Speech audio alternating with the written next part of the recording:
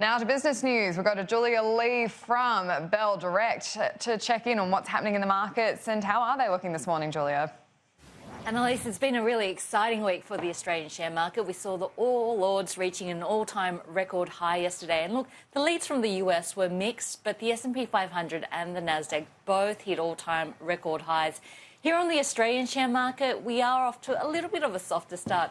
The good news is that we're seeing every single sector trading higher, with the one exception of the materials space. And the materials sector is coming under pressure on news that Vale got the green light to restart its operations back in Brazil, where it had a dam disaster. So we are seeing the iron ore miners coming under pressure, and BHP is down by 2% on the market. But otherwise, a pretty flat start for the Aussie share market. Yep, and in terms of the 12-year highs, though, on the market, what's behind the positivity, Julia? And I guess the question is some of the pricing a bit stretched?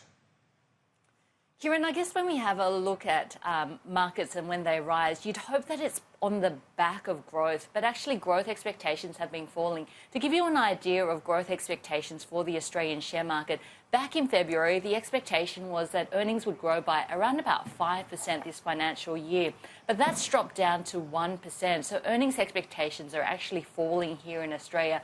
What is fueling the fire is expectations of more interest rate cuts. And this is not just happening here in Australia, but it is happening globally. So we are finding money trying to find a home in higher risk, higher growth assets such as the share market. And that's really driving a lot of the markets, including the US stock market and the Australian market. Julia Lee, great to get your insights, and thanks for the update. Talk to you soon.